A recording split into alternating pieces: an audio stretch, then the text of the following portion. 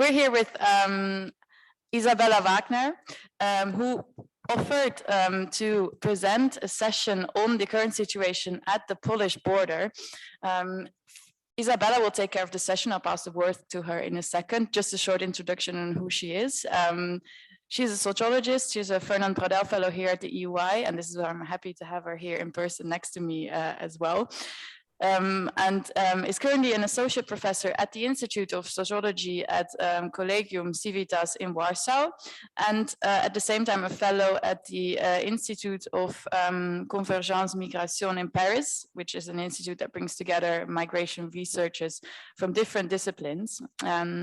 Her sociological research mainly concerns the careers of artists and intellectuals, professional socialization, geographic mobility, and migration, forced migration as well. And for today's session, I would say this is completed by a more general interest in migration and exiled persons. And her specific approach to this is more of a biographical one from a sociological perspective. So we're very happy to have her here today with us as well to talk a bit about her approach to research. And as for the session today, as I said, she's offered to host a session with a particular focus on the current situation at the Polish external border, which has been exacerbated in previous months due to increased migration flows, amongst others from Belarus. And there will be a particular focus on the dire situation in the border zone, which is currently isolated as well by Polish authorities.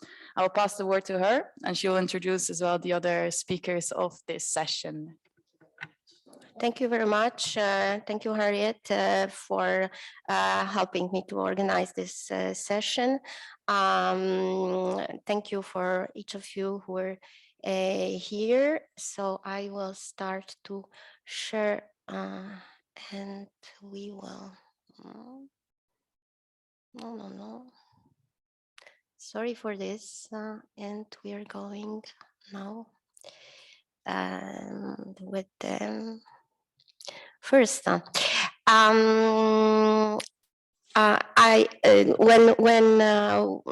I prepared this session, I tried to organize in that way that it could be useful for a large community of the EUE researcher. And I'm happy to have today as a speaker Maciej Krogel, who is a EUE PhD researcher, a specialist of law, Dr. Katarzyna Przybysławska. She is the head of the Legal Aid Center in Poland, in Kraków, and she is the person who is in the field. That was also my strong engagement and perspective to give you the contact with people who are there and are working there. Actually, the person who was first planned to speak to us today is just in a retention center now, and she's working. And this is why Dr. Katarzyna Przybysławska is with us here. We will have also Dr. Robert Rydzewski, postdoc at Graz University, anthropologist and specialist of pushbacks, and he was on the border just a couple of days ago. And that is for our speakers. So now, quickly for introducing the short story of humanitarian crisis. I'm sure that you read about it in several journals. European press cover it, but mainly from the perspective of big politics and the strategies, etc., etc. Here, this is about Polish situation. In August, during over 1 month, we had already very strong crisis, and even though if it was only 32 persons, 32 people in a horrible situation at Usnasz, it was here. You have the pictures. It was a kind of, a human experiment. Why? Because these people stayed there over 1 month. First of all, you have here on a picture a tent. It was on the beginning. They had some food and tents, etc., because the activists could help them. But very quickly, the situation became worse and worse. The army, border soldiers, and Polish army people, policemen, etc., separate humanitarian activists from these people. And at the end of this situation, the people who are here couldn't have, even water. Access to the water was very difficult, and they had no toilets, for example. So they were encircled by the soldiers, and even for, going to the toilets, it was before in front of everybody. So the situation was horrible. People were sick. The doctors fight to go and to help these people, and they couldn't. And this is why I think that this is something spectacular. I know that we have very difficult situations on other borders, but this one, it's something which we need really to face and to know, because it is not like in other places. So that reminds the experiment or Zimbardo or Milgram, whatever you think about it, but this is not experiment, actually. It is in vivo. It is what happened. And for us in Poland, as I'm saying, researchers and activists, it was clear that the government is testing about, what population, the reaction of populations, if they will support the hostility of government toward these people who are completely armless and in a really dramatic situation, or the public opinion in majority will be against government. So they won, means that they, according to the studies, the level of support of government increased. And it was the preliminary for what happening now. We had starting from 2nd September, and Maciej will speak more about it just after me, but we had this law, emergency law, that completely prevented media, also activists and lawyers, to get the information about what happened. So basically today we don't know really what happened with these people, and we don't know what is happening on a border, not in a kind of no man's land, but really on a Polish side of the border, close to the border. We had very strong propaganda, anti-refugees propaganda. Nobody is speaking about refugees, everyone is speaking about media. And this is the fear of, big replacement and Islamization of Europe and of white culture, etc., etc. I'm citing, so this is really the context of propaganda in Poland. And the scarcity of information made the situation very difficult to evaluate and also to share the information about it. Up to today, we know for sure about 20 persons who are dead, including 1-year-old boy, including teenagers boy, including a woman who was pregnant, etc., etc. So these situations are dramatic. The specificity of this humanitarian crisis is that the families are there with small kids, pregnant women, because the first long trip they did in a plane. So a lot of people risk this trajectory because it was, it seems to them not risky. And now they are in this horrible situation. The proportion of children is very high. among them. We also have the cases of children without parents, and since 2 weeks now, the people are researching a girl of 4 years old because her parents were pushed back by soldiers and she was lost. And we don't know if she is alone in the forest. By -15 by night, probably she couldn't survive. So that is also permanent situation. It means that it is not like pushback, something happened 3 days, 5 days, etc., etc. Here we're entering in the 4th, 5th month soon of this crisis. This is also the situation in the field is like this: heavy militarization and presence of the helicopters, the truck, military trucks, a lot of army and police people are, covered faces. So I called it Rambo. Population in this place is completely scary.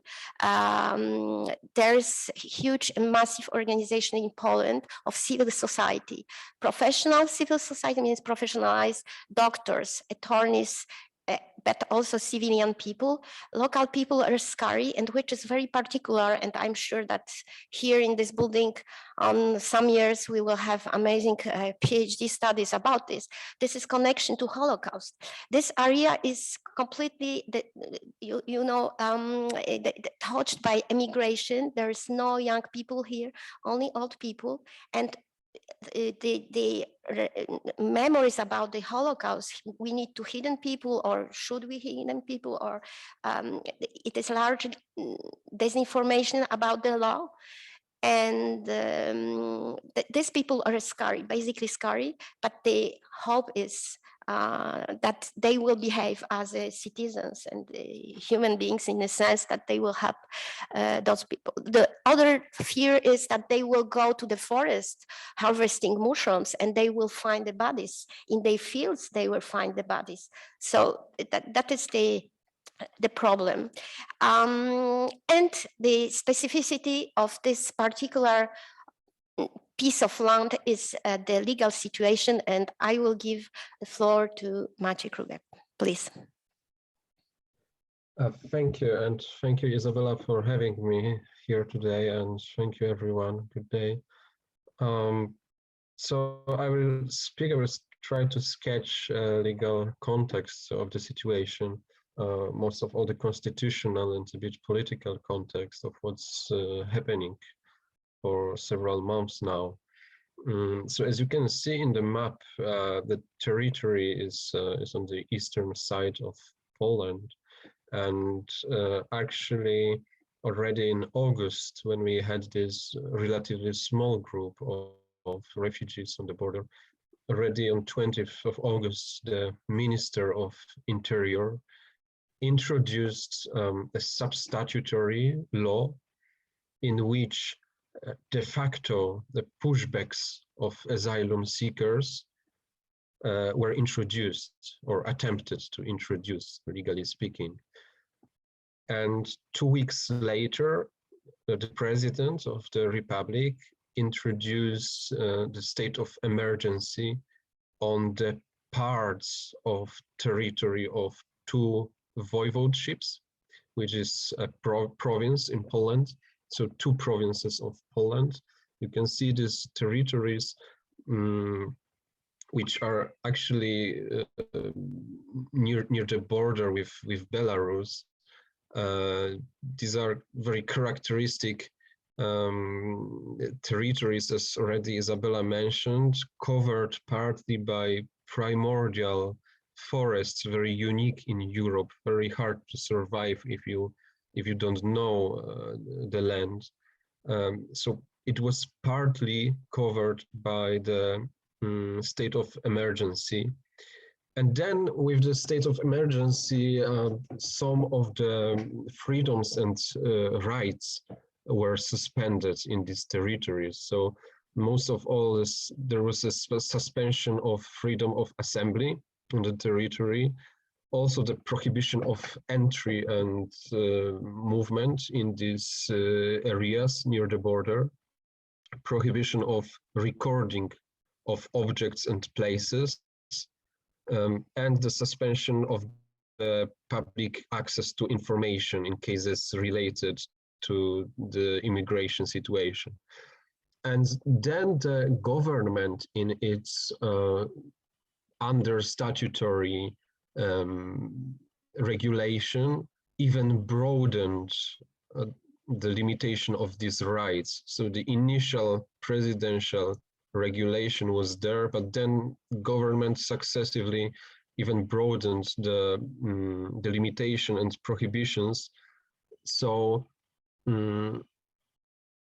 quite obviously disproportionate prohibition of entry into the whole territory of the state of emergency all the time, 24 hours. Also, prohibition of recording of places, of objects in the area, in effect also of recording border guard members and other functionaries in this area. Also the prohibition of public access to information. So you can't get information about public authorities' actions related to the situation. And the entry into area was generally prohibited, with the exception of some groups of people, people who were inhabitants of the area, who are running business in the territory, who needed to go to hospital, to work, to for some other reasons, who needed to pass the territory. They could enter the territory of the state of emergency. Otherwise, you could not do it. And there was not an exception for journalists or volunteers even. There was actually an unconditional prohibition of getting into the territory for journalists and volunteers, not even dependent upon the individual permission by authorities. And then the state of emergency lasted for 3 months, which is the maximum period according to the constitution. After 3 months, it terminated. But in the meantime, there was a statutory amendment that allowed to prolong some of the limitations of rights of movement in the territory.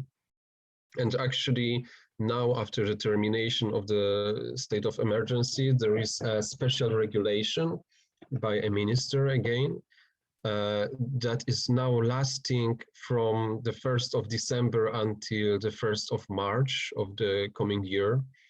And this is the extended prohibition of entry and movement into the area that previously had been the area of the state of emergency. And actually, this regulation granted large discretionary power to the minister, who can decide when this period will terminate. Now the situation changed a bit as regards journalists and other people such as volunteers, at least in theory, because now it is allowed to enter the area for journalists, for media, for activists, volunteers, but only upon the permission, individual permission from the authorities. So still it's not free to enter for people who have no life interests in the area. Then during the state of emergency, there were other statutory amendments that, among others, de facto has been introduced the discretion of authorities to refuse conducting the asylum procedure in the situations that are relevant actually in this territory. So when a person entered Poland irregularly, and such a person is detained by border guard. The border guard got, or authorities got a discretion to decide to refuse launching the asylum procedure. And on the other hand, such a person gets an order of an immediate leave from Poland, and there is no effective possibility to contest this order for the person, because this person must leave immediately. So when you are a migrant and actually you are expelled from Poland, you don't even have chance to contest, to charge such an order anymore. Now, all these amendments and all these laws, it's also important to view them in a broader context of constitutional situation in Poland. So the situation in Poland, as probably many of you know, has been many times criticized for last years by supranational and international organizations, and there are numerous cases which are either concluded or pending before the European Court of Justice and European Court of Human Rights. And how it's relevant in the current situation, it's actually for several reasons, but we can see most of all, I think, that we must note that in Poland, the Minister for Justice and the Prosecutor General is the same person. So the office of the Prosecutor General is highly politicized, and he has a competence to supervise individual cases conducted by the public prosecutors, has powers to replace or transfer prosecutors, and has also a broad and vague basis for launching the disciplinary procedures concerning prosecutors and judges. Maciej, can we follow up with the situation, and we will be back to this perhaps in a Q&A session? Yes, okay? just one sentence, if I Thank may, you. just to conclude what I'm speaking. So there is a relatively high risk of the case that when the decisions and actions by functionaries are charged and contested, the judges or prosecutors will be under a chilling effect because they are likely to be under the disciplinary procedure. Thank you very much. That was the juridical context and the law context, and I'm going to sum up just. We have in Poland such situation. We have legal way and illegal way to proceed with the asylum seekers or with the refugees who are coming there. And here I prepare for you some short citations. It was the meeting of the mainly lawyers and people who are in the fields, in the forest. For example, Attorney Sealer is a person who lives in this zone, and he's helping with the other, with neighbors, friends, and activists to implement the law in this part of Poland. So he's saying this is the race for life. Who will get the first? They are using thermovision, means the military units use thermovision to detect the people and to catch people. If the military unit will be the first, this is almost the most often the situation is that these people are deported. And if the the activists and the lawyers are the first. In that way, perhaps the interim measure could be implemented. And he said, we tear them out of the centers in that way. They are not taken away, because even if these refugees will go to the centers, they are during the night frequently when the activists cannot watch on them or follow what happened with them. They're just deported in the forest, very close to the border. This is when this other military unit are the first, this is immediate deportation.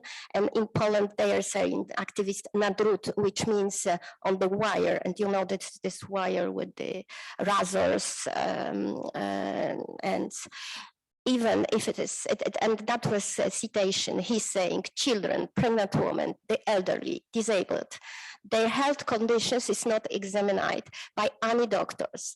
And what is very particular here, that in this kind of crisis, always the big, you know, the humanitarian professional organization were them, Médecins Sans Frontières, Médecins du Monde, Red Cross, yes, and others. Here, no one is there, only civil society, only activists. So Professor Włodzimierz Wróbel from University of Jagiellonian University in Kraków, specialist of criminal law, yes, karne prawo, I think criminal law, he said, he organized this meeting and he said, this is the word of lawlessness. There is no legal stay prior to the judge decision rejecting the refugees' right to protection. That is according to Polish law, at least. And this is a state of high necessity. The duty of the state is to protect such people pushed out of Belarus. Polish authorities, they know very well how refugees are treated outside of the border, yes? So, and that was the conclusion, and I would like really to attract your attention and look on this picture. This is the real picture, a baby on the floor. We had this situation when the woman gave birth in the forest, on the floor, the frozen forest. So when the state not only fails to fulfill its obligation to provide humanitarian aid, but becomes an aggressor, saving lives is in the hands of volunteers, non-professional aid organizations. And now I will give the floor to our guest. And I would like to listen from the field. Dr. Robert Rydzewski, he's from Graz now. Please, Robert, the floor is yours. Hello, everyone. Thank you, Isabella, for invitation. I'm here as an activist who is cooperating with civil society on the border, but also as a researcher who conducts research on pro-refugee, pro-migration alliances in Poland. So we research the cooperation of pro-refugee initiatives with formal entities in Poland. And what you probably realized is that there are some similarities between situation in Poland and with other places on external EU border, but there is a little difference, maybe even a significant difference. And if you, Isabella, can turn to another slide. Yeah. So at the state of emergency, there is no humanitarian actor who can access actually this area. And also from the other side, from the Russian side, there's no one who can access this area. So that's what makes this case very particular. So the only thing which civil society can do is to access the border area or the border of the state of emergency. So actually at the fringes of the state of emergency operate civil society, operate activists. And what they do, they work in, it is very important to highlight, they work in fully legal manner. So they search for people in the forest in the day and also under the cover of the darkness in pitch dark. They provide first aid, food items and non-food items, information, and if there is a need, they also provide basic medical assistance And if there is a serious case, they call for medics who are kind of a separate, more formal organization, or we contact refugees with legal representatives or advisors. And one of them will talk after me. So these activists, apart from working in the forest, they also try to work, or at least follow up the situation of refugees in the detention centers, which allow us to have a longer, broader view of the situation of refugees in Poland, why they're accessing the Polish territory, and also when they are in the procedure of international protection. The civil society, it's very well organized. So they, as I mentioned, they cooperate with legal advisors, medics, but they also run educational activities in the border area, because the border area, so eastern part of Poland, it's known as a supporter of current government. So what the civil society want to do is to inform people about the situation of refugees and migrants, and what rights the refugees and migrants have, but also what rights have the local community. So the local community has rights, for example, to provide first aid, which was said by the current government that it's not allowed. So they try to inform people in the times of disinformation spread by a current government. They also monitor situation on the ground. So they document human rights violation, they organize press conferences, inform public about the situation of the border. They establish strong strong cooperation with local community. And finally, they try to shift the discourse, which says that, at least currently in Poland, we have this discourse saying that those who are coming to Poland are invaders, they are illegal migrants who are threatening us. So they try to shed another some light on more humanitarian aspect of refugees and migration. They share the human stories, video, posters in media, in social media, and also on the streets. And it's important to note that these people don't act, they act according to the law, but they act kind of against the current government by legal means. And who are these people? Isabella, could you go to another slide? So these people, maybe some of you have heard about Grupa Granica.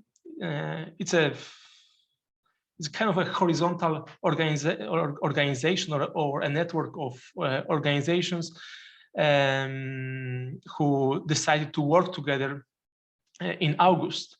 And they had also previous experience in working in migration field. With the time, the network expanded. And importantly, it is they are cooperating with local community, as I mentioned before, and it's very important because only local community have access to the to this special area. This, yeah. So apart from the local community, they are also cooperating with paramedics, translators, VIPs, some actresses, singers, and so on and so forth. So these people can share the testimony of refugees hiding in the Polish forest, which also hopefully will change the narrative in Poland about refugees. Finally, this border group, Grupa Granica, also cooperate with Ombudsman, which is so far supporting this initiative. Finally, there are donors providing money, cars, accommodation. And surprisingly, there are also people from the border guard units who are cooperating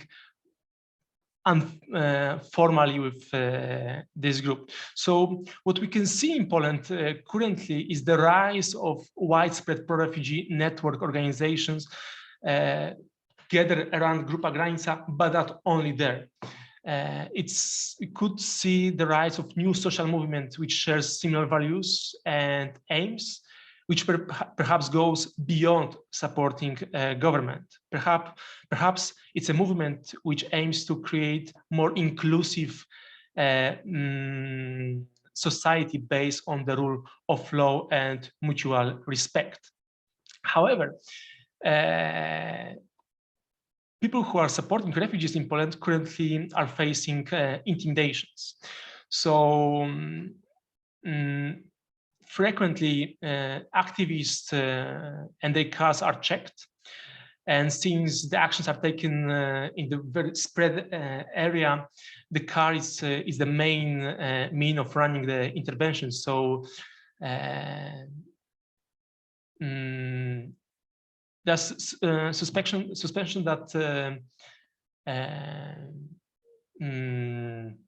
soldiers or people who kind of support current government vandalize volunteers and medics' cars.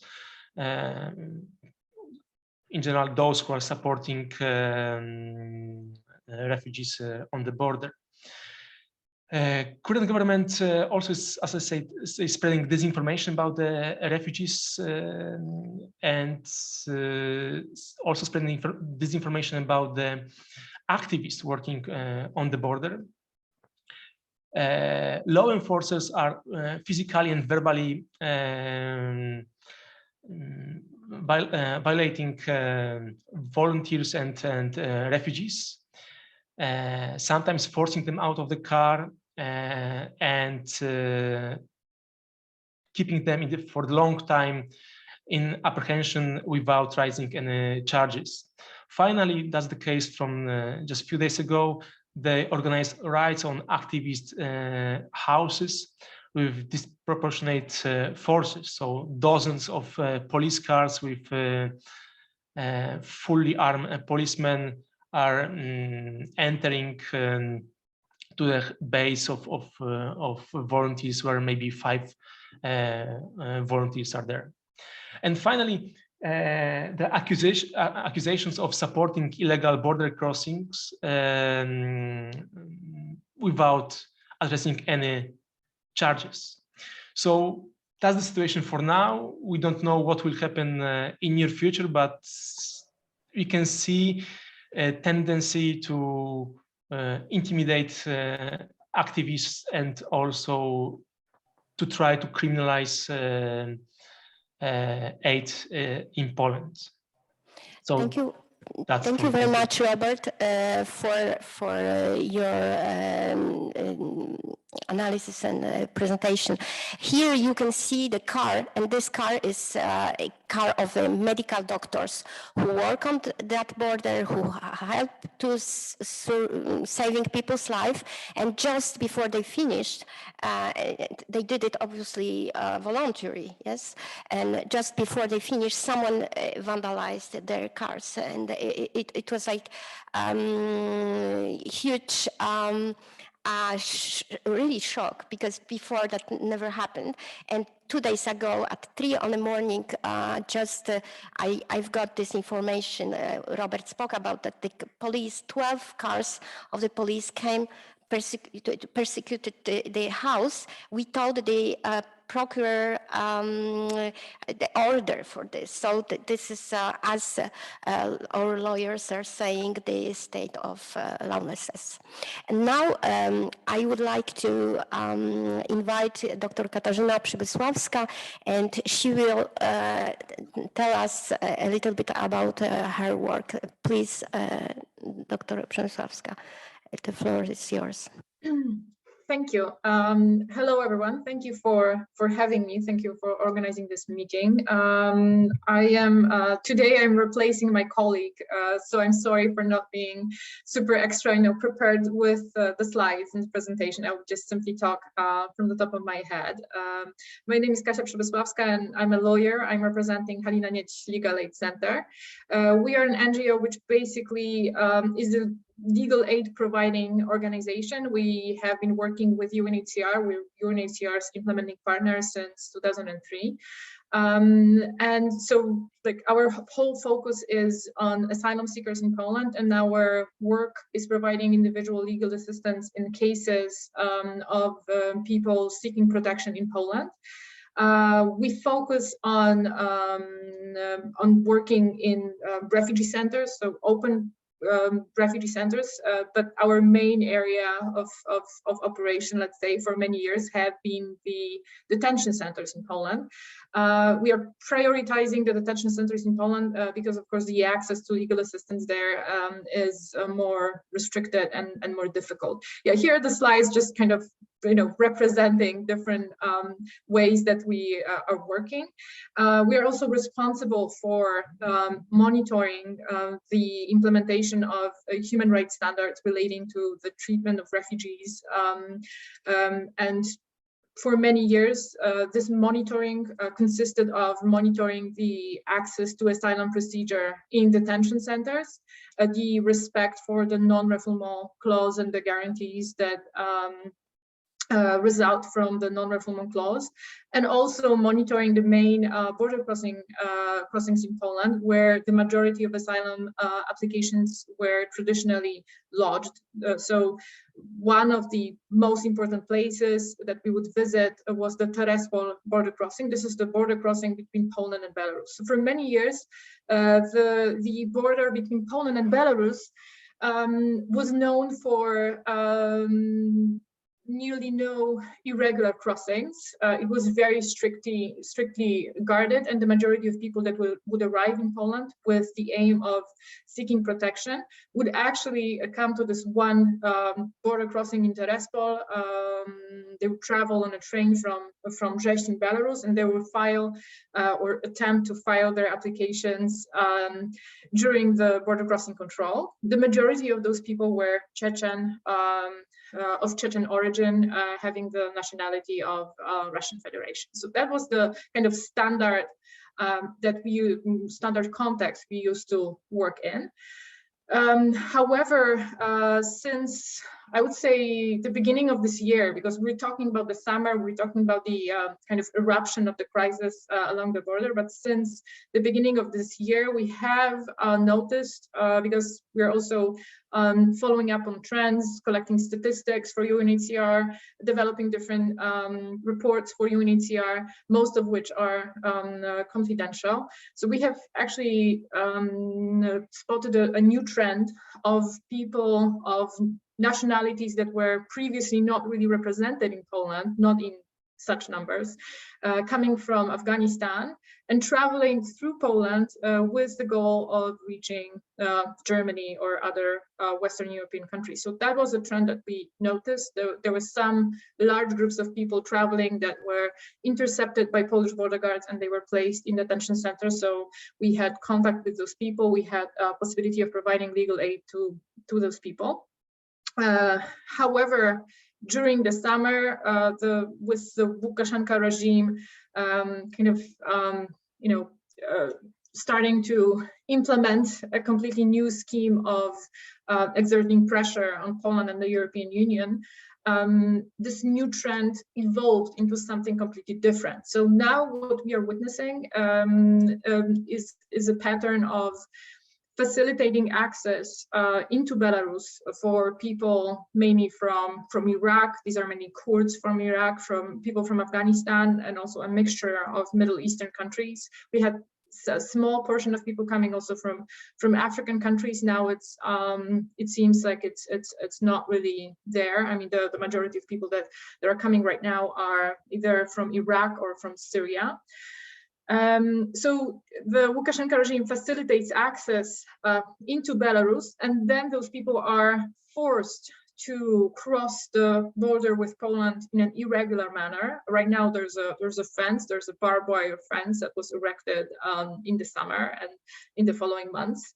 So they not only they assist, I mean, the border guards from the Belarusian side, not only do they assist the people trying to cross to cut the fences and just enter, but they actually force the people to do so and threaten them. So we have a lot of accounts of people who are arriving in Poland and they testify of mistreatment in Belarus, of beatings, of being kept in detention, of being robbed of their possessions, of money, and different forms of mistreatment. So it's quite clear from these testimonies and from the practice of the Lukashenko regime that they have no way back into Belarus.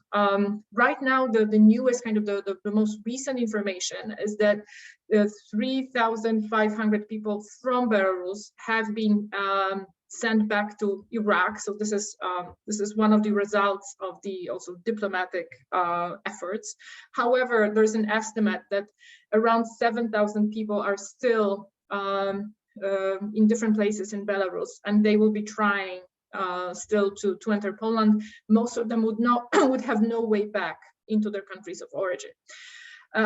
So from the perspective of my organization, from the perspective of lawyers working with asylum seekers and human rights, we are right now witnessing what I would call a humanitarian crisis, a large-scale humanitarian crisis, because the people who are coming, they are forced to leave the territory of Belarus, and when they enter the Polish territory, they are facing enormous threats because of the natural environment, because of the cold, because of the risk of being lost in the woods. This area along this border, this is an area which is traditionally one of the most forested areas in Poland. It's very beautiful, but of course it's also very, very dangerous for anyone to wander, anyone without any special preparation.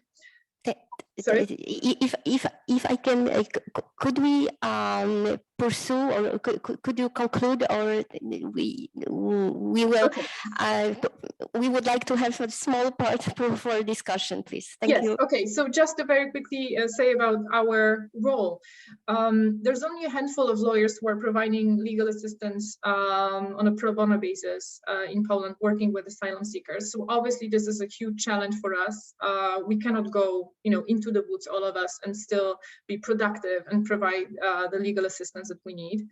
The main problem, as it was highlighted before, is the access to asylum procedures. So these people who are coming, when they approach the border guards and they ask for asylum, most likely than not, will not be heard. So they will not be given access to the asylum procedure. And right now we have legal changes made so as to sanction the practice of ignoring these applications. And actually we have a law in place that de facto sanctions the pushback practice.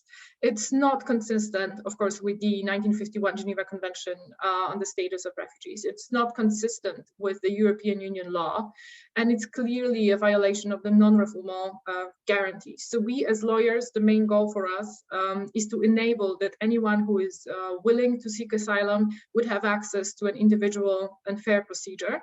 But it's extremely difficult since we don't have access to this excluded zone. So we are working, we are teaming up with the activists, with the volunteers on the ground. There are ground teams of volunteers that were already mentioned, working in this area, in this wooded area, as close to the border as it is legally permissible.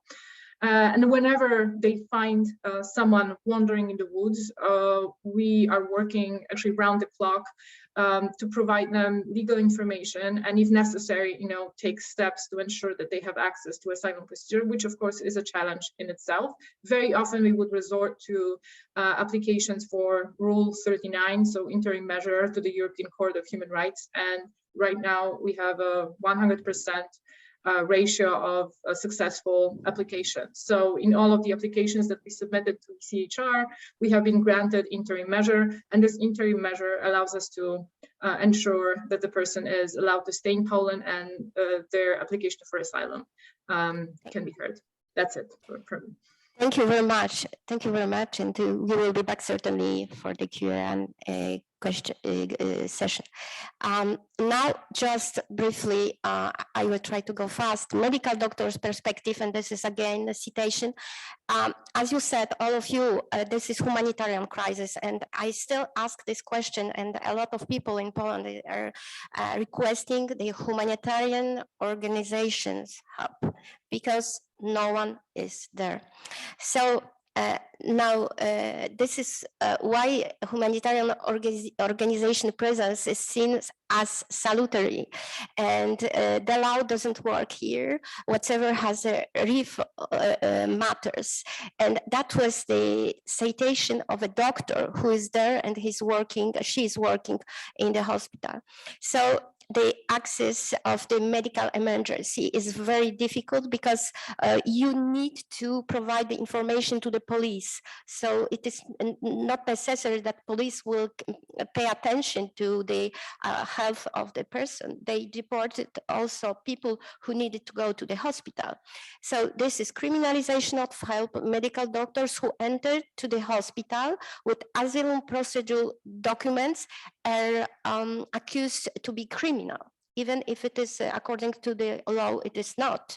Border guards decide who can visit hospitalized refugees, and refugees are frequently closed because they prevent in that way that they will go out, and that is again against the law. Immediate obligation to report about the contacts with a foreigner to the authorities, also in hospitals. So what about physician-patient privilege? Because in that way, doctors are using this privilege to inform about the emergency state of the person. So, but here it is also the tension between the law and the implementation of the law. The protective role of media, this is very important, but also ombudsman. This is one woman there. And actually, sociological comment here, this is the majority of people are engaged in that area are women, also activists. So ombudsman is there, and this is one of the rare situations when the legal procedure could be implemented. And also if media are there. And what is very important is our work to face the propaganda, means propaganda dehumanize this person. Here you have a major Gazeta Wyborcza journal in Poland. The title is Doctors Working Near the Border are saying that the people, the refugees who were in the hospitals are saying that in the forest there are a lot of corpses and the animals treated apart. So this is why we are again asking for humanitarian help. Here you have, and we put it on the chat, yes, Henriette, the link to this humanitarian crisis at the Polish-Belarusian border report of Granica group that Robert presented. Just quickly, Krzysztof Boczek is a journalist and activist who prepared very short summary of the treatment, and he's saying as if they weren't humans. So 13 forms of ruthless violence of the Polish border services. You see here, pushback children, pregnant women, separating families, forcing minors abroad, deportation of sick people from hospitals to the forest directly, sentencing migrants to torture. I'm not using migrants, refugees, blocking, obstructing medical interventions, blocking the delivery of food and assistance to refugees. There were reported the horrible scene when the soldiers put down the bottle of water in front of people, including children who couldn't drink water during some some days. Actually, from the picture, you see also these people are suffering from hunger. And so destruction of the phones and card SIMs, which is saving the life, but they're absolutely diminuted from everything. Also the food, whatever they have in their bags, it could be destroyed. Physical violence, psychological violence, pushing into the river, into the swamps. They're a very heavy, area. The swamps in the strict reserve, biting by the dogs, taking sleeping bags, taking food, and dragging the bodies, dragging to the Belarusian border. So a lot of people in Poland, citizens, researchers, activists, waited during the August for Europe. When I'm saying Europe, is commissions and institutions, but also press. I don't know, we had this hope, we queried saying we're in Europe. I was at that time in Paris and I had the really difficulties to communicate. A couple of weeks ago in a press, European press, it was some information, but nothing is there. So you see here the artist very adequately pictured this situation. So we had no information outside Poland, and in Poland also we have good cover, relatively good cover on the near red zone, means dead zone area, because in this zone rarely you can go and not independently. So again, absence of humanitarian organization. Polish ombudsman, Dr. Hanna Machińska, is really a hero there. She's saying violence never seen after 1945 in Poland. It is haunting for humans. Here, there is no law, she's saying. The police is doing his law.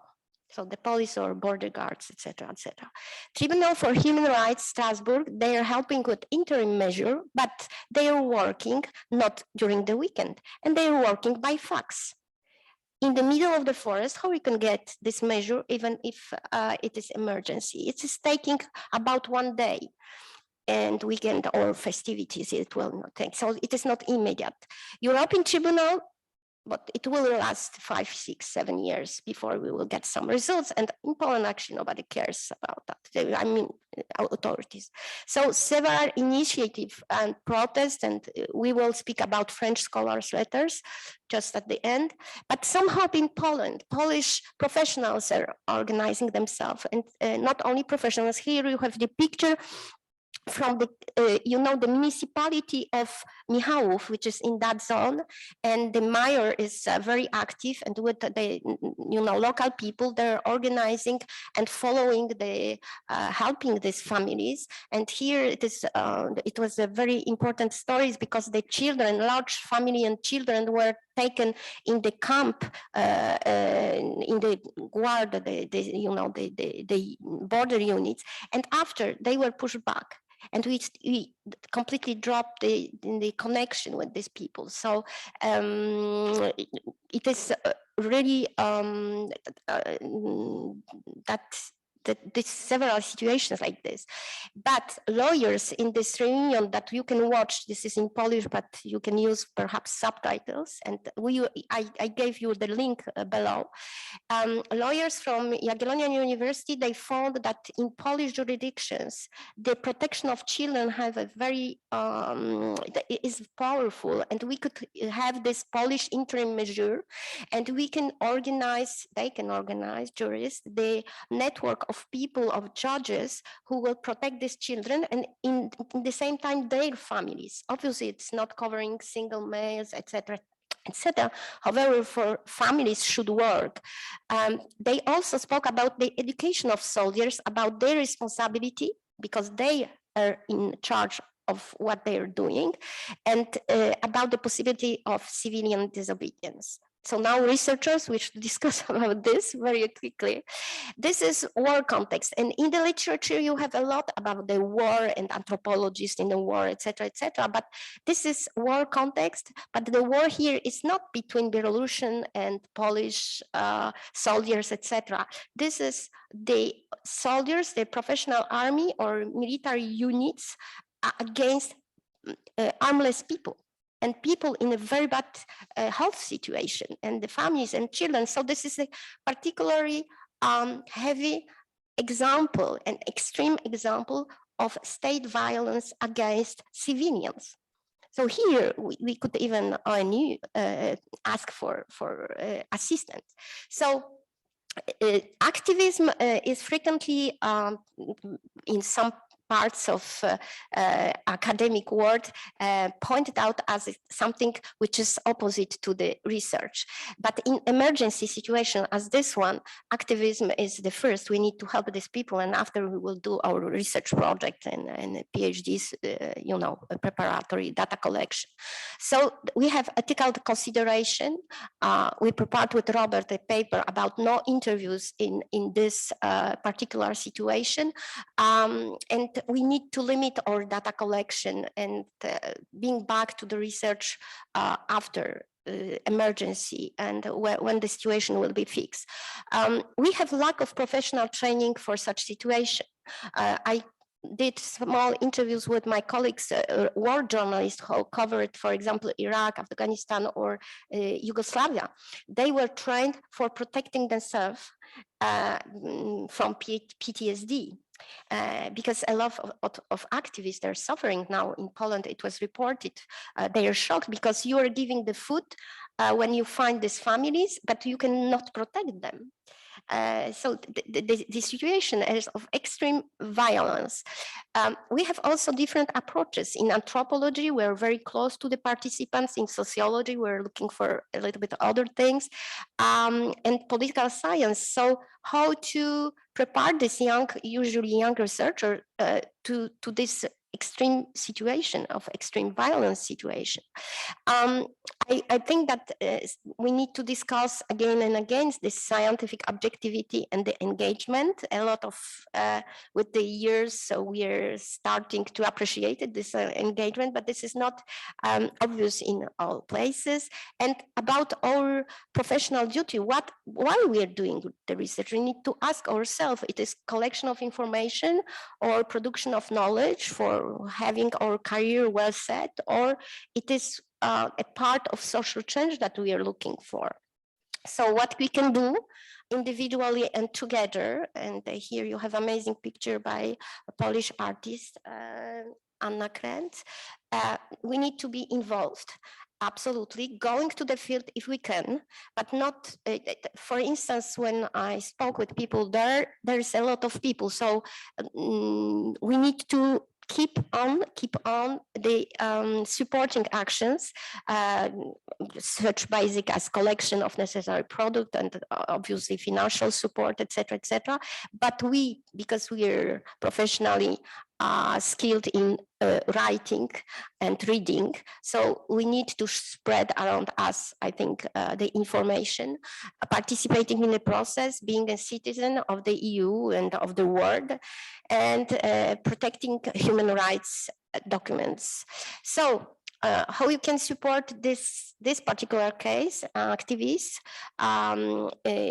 First of all, there is a petition. Professor Dorota Dakowska from Exopropulsion SPO, she prepared with her team a petition which will be published in French journal Le Monde, but it is translated into English and into Polish, and you can sign and support. Especially, we are inviting all researchers in migration, whatever your specialty and expertise is.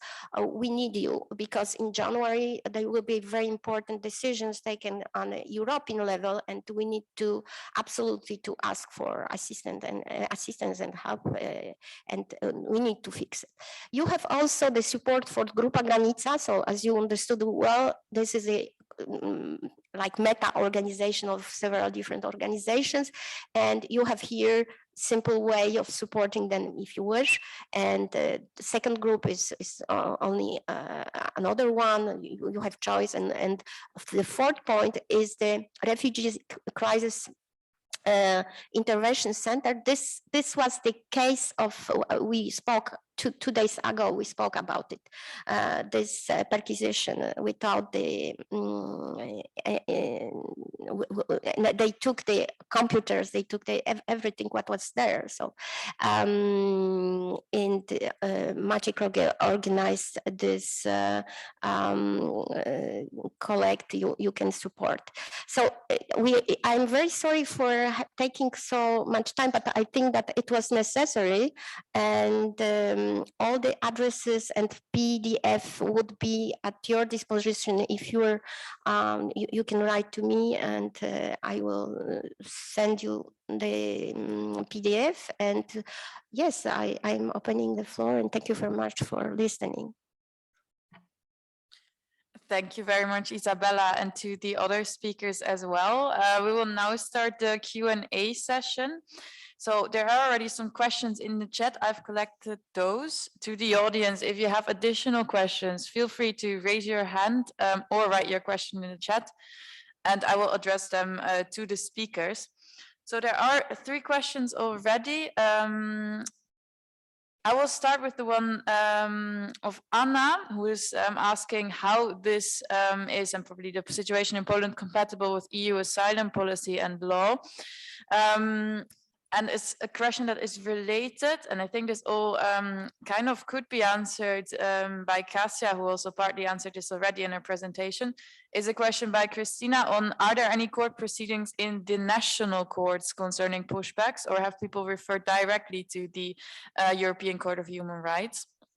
And a second question of Christina is it possible to initiate constitutional review proceedings concerning these legislative amendments? I think that concerns the emergency status in that case. So I would like ask Kasia first to answer. If the other speakers want to answer this question as well, feel free to do so. Thank you.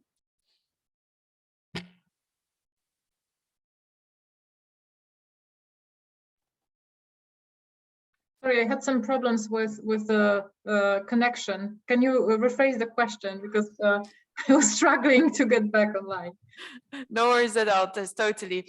So there are 2 questions which in a way relate most to your part of this presentation. The first one is how this is compatible with EU asylum policy and law, and I think the practice done in the border region, question by Anna. And the second one by Christina is, are there any court proceedings in the national courts, so the Polish courts, concerning pushbacks, or did people refer directly to the European Court of Human Rights? And the second part of her question is whether it is possible to initiate constitutional review proceedings concerning these legislative amendments. And I assume, and Christina can also intervene to correct me, that this concerns the emergency state measures. Yeah, okay, so to answer briefly the first question, how it is compatible with European law, it is not compatible with European law. So we have a situation right now where we don't have a guarantee that every person who declares that wants to seek asylum in Poland is entitled to access to protection procedure. So clearly this is a violation of the basic standards from the qualification directive, a procedural directive. About the how are in court proceedings in the national courts concerning pushbacks. This is very difficult because in the majority of pushbacks, there is no decision we can actually take to court and litigate in the regular sense. We are still kind of waiting, for some decisions based on these new regulations that were introduced so as to, as I mentioned before, so as to sanction the pushback practice. So we are waiting for the summary decisions on the obligation to leave the Poland immediately. They have this order of immediate execution. So the person, as Mr. Krokel was mentioning as well, the person does not really have an effective remedy already. So it's very difficult to actually get access to these decisions in order to, you know, take them higher up to allow for the whole process of litigation. So this is a huge challenge. So far, as I said also before, the most effective seems to be the application for interim measures, so Rule 39 before the ECHR. And in these applications, we would typically prepare information, of course, about the reasons of the person leaving the country of origin. And then we would also inform the court about the practice of pushbacks, and the majority of cases that we follow, these are people with multiple pushbacks already. So these are people who were pushed back more than once already, and they have tried to ask for asylum during their previous encounters with the border guards, but they were not allowed to actually initiate the procedure. Therefore, you know, there's a very high risk that when they approach the border guards again, the situation will be the same. Therefore, we are preparing, you know, and right now actually I'm also working kind of in the background. I'm working on another interim measure case for 6 Syrian nationals, which we are hoping to get today, because of course it's Friday. And after we receive the decision on interim measure, these people are coming to the, you know, they're kind of leaving their hiding spots in the woods, and they are meeting with the border guards with the interim measure in hand. And this is the kind of safest way to actually ensure access. But of course, this is not done in 100% of cases. You know, it's impossible to in every single case, you know, to do this. And this is not really an effective strategy. So this is what happens. With some cases, we might be pursuing also the full complaints. This depends on many situations, on the circumstances of the case.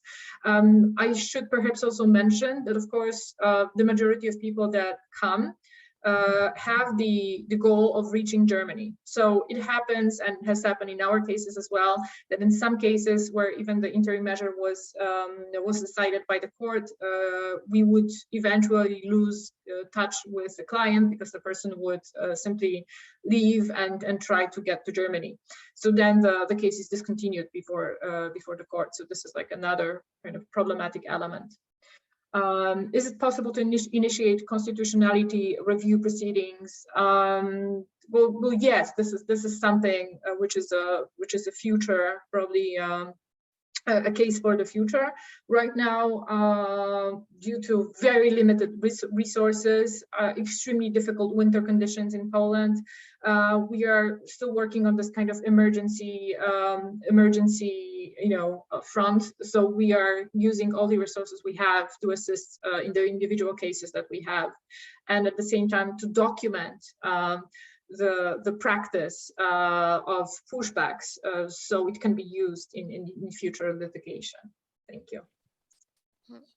Thank you very much. I think that the next question would be for Robert. This is about the how activists could operate in this forbidden zone, and if you would like to say something, Robert, about it. Yep. Well, I would like to highlight that this border group or civil society, it's a very diverse group, which consists of those who work outside of the zone and those who work inside of the zone, and those who work inside of the zone are locals simply. So maybe they are not formally part of the border group, but they are part of the wider civil society movement, which cooperates with, for example, with Kasia, with medics, and many others who are engaged in supporting refugees on the border. So yeah, this is how we access the refugees in this special zone. Yeah. Thank you. I hope that it's now clear. In case I can give some more details if needed. Thank you, Robert. Part of the other question I saw Maciej had his hand raised is also on whether it is possible to initiate constitutional review proceedings concerning the emergency state law and so on. If he still wants to contribute to that, please take the floor. And otherwise we have Dr. Gulina, who also raised her hand. Maybe so first, let's keep it for the end, and so let's maybe give the floor to those who want to ask questions still, I guess.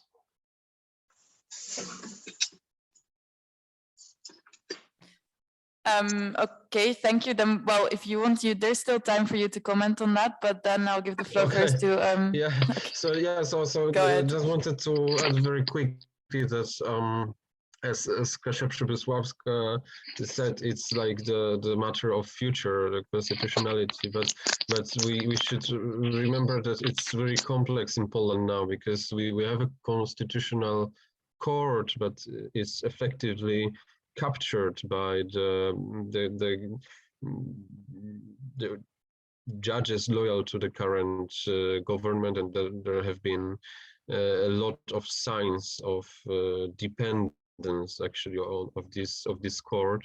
We have a legal basis for dispersed judicial review of legal acts. So basically, at least in theory, every judge could review the constitutionality of acts, but it's very much up to judges and up to judicial culture, I would say. So there's to a large extent we are dependent on single judges, also single individual prosecutors, how they will treat these cases, I believe.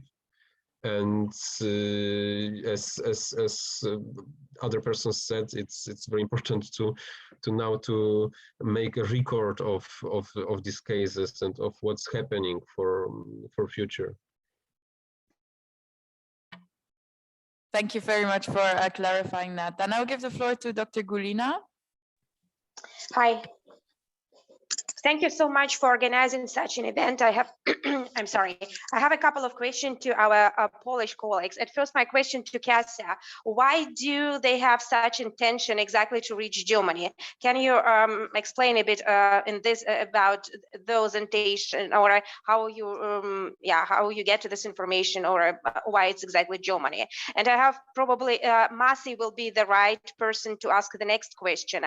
I know that the situation attract our attention, but the region itself, I mean, there are some intention on Ukrainian-Russian border. The situation probably can get worse in the months or years to come.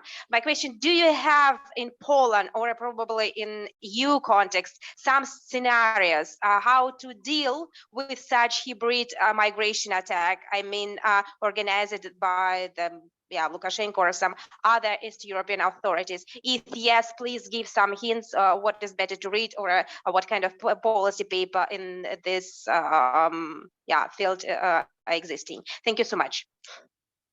Okay, so about the intention to go to Germany, well, this is not surprising to us at all, because traditionally, when you look at statistics in Poland, Poland has been seen as a transit country for many, many years. So some people who are coming and ask for asylum would stay, but still a large percentage would actually abscond the procedure. And I'm talking about the Chechens in previous years. They would abscond the procedure and try to reach Germany, because of course, we are in the Schengen area, so there's no border controls on the Polish-German border. And the reason for this is, migration links, diaspora of people in Germany, and better social conditions. This is very clear. As for the people coming today and this year, this is what they were promised. They were promised by the people that would sell them the visas to go to Belarus. They are promised that they can get to Germany or Sweden or another country, but this is what they paid for. And actually, the main sentiment that they express when they talk to us is that they were, this was a scam, because I was promised that it would be easy enough to actually reach Germany. Some people, and I'm talking also to refugees, to migrants living in Poland, and they have some, Middle Eastern links. They would actually ask me as a lawyer who they know works with refugees. They actually genuinely are surprised, and they are asking me why Germany does not allow these people to actually cross. And when I went, I actually did visit the excluded zone with UNHCR. This was a special visit organized by the office with UNHCR.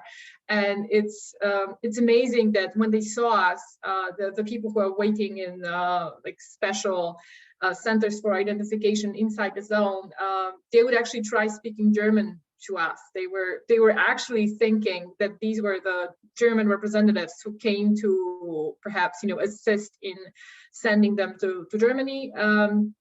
Everyone expects that, and Lukashenko, I think a week ago, he had this meeting organized in one of the transition centers. This is, I think, what they are called by the media, transition centers for the migrants on the Belarusian side. So they are waiting in camps in terrible conditions. So Lukashenko would go there just a couple of days ago, and he said, well, as you see, Belarus is helping asylum seekers and refugees.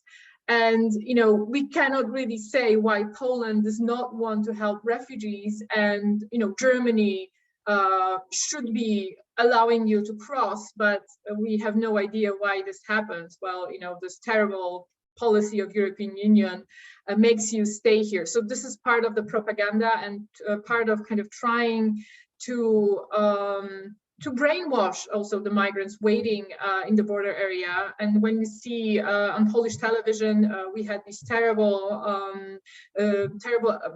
videos and photographs of people throwing stones at the Polish border guards, trying to physically force the border. And although in the groups, many military men and special forces from the Belarus were identified. So these are not actually Iraqis and Afghanis and Syrians. Among them, there's a large network of actual officers working for the Belarus. But still, some of the people throwing stones are the migrants, because they are brainwashed by Lukashenko regime so as to hate the Polish side and hate the Polish border guards who are blocking them from entering the safety zone in Germany. So this is, I would say, also a consequence of the 2015 European crisis in a way. Thank you very much. I will briefly respond to the big question about the future. As a sociologist, we're not doing the prediction on the future, and I would like to focus in this particular meeting on refugees and on humanitarian crisis and on the absence of the humanitarian big organization and help, because what is important here is the saving these people's lives, and this is why we called it the humanitarian border crisis. And just for the end, I would like to give for the very short presentation of this letter, I will give the floor to Professor Dakowska. Can you just in really 2 minutes tell us about this initiative, please? Professor Dakowska. Yeah. Hello for the invitation. It was an initiative. Well, I wrote the initial version of the text encouraged by some French colleagues.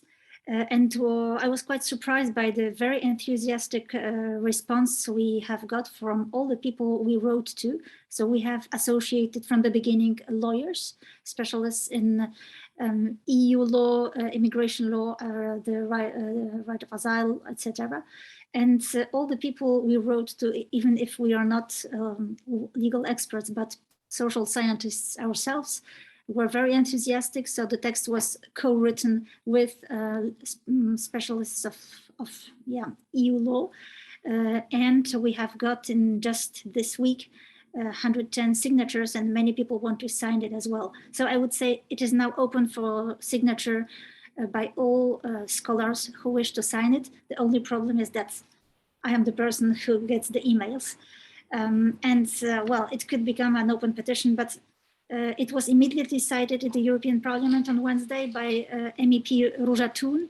So it seems that this is the right moment. It seems to me that this text was in fact written in our heads, and that this is the moment to circulate it, because there is still hope, because in January, the Council of the EU has to take decisions. So yeah, well, we hoped that the EU Parliament, EP, could play the whole role in this procedure, but this is not yet sure. But well, we still hope that the right decisions will be taken in January. Thank you. Thank you very much, Professor Dąbrowska. And I think that we need to finish. Oh, sorry, this is one very short question.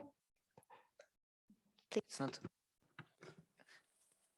not the question, but the comment to one of previous questions. Like, I think we definitely have to drop the language of hybrid migration attack and all this bullshit of securitization and militarization. Lukashenko regime is doing little more than just letting people cross through its territory. It's not any kind of attack.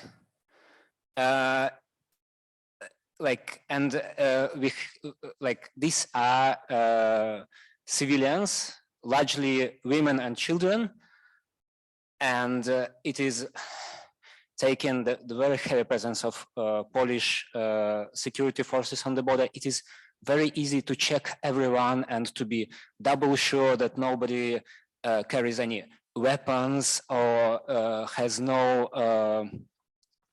Syrian political police background. Actually we have to speak, yes, we have about people, not the phantasms of military attack. Thank you very much. That was a very important voice. There is no migrant crisis. There is no hybrid war. There are some civilians. When we're looking for the numbers and proportions, Europe is not at all in a migration crisis. We need to accept that it is a process that we will need to well organize, even not face or fight with. This is, Europe is dying. If you are speaking with demographers, that are the persons who need to communicate a lot, some economists, etc. This is a big chance. But for instance, we have this very big problem because people are put in a dead danger and they're dying. -15 in the forest, nobody will survive. And nobody is doing nothing. I'm not saying for grassroots organization and civil society, but we have professional humanitarian organizations and the state and European institutions, and nobody is there. So how it is possible? Why Poland is in Europe? Or perhaps situation should be clear. It is not European country, it is authoritarian country, and the politicians there are doing what they want, and no law is respected there in these eastern territories. Or we are still in Europe, and in that case, we need to do something. Thank you. I'm afraid that we need to finish. Yeah, I would give Maciej the floor for a final comment to end. Just very quickly, because I just responding to the last comment from the room. Thank you for this, but I must strongly oppose the part of it. I think this is a hybrid military action. This is war, hybrid war, but refugees are victims of this war, not soldiers at this war. This is a difference, and this is why this action, what's happening, is so much special and unique.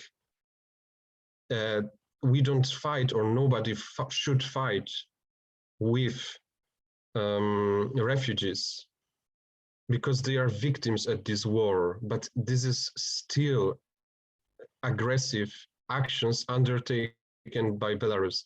And you said Belarus is doing not much more than letting people go. Well, Belarus is complicit and is taking part in human trafficking, in organized transfer of people, state organized transfer of people from the Middle East to Belarus and then letting them go to the border. This is an organized action.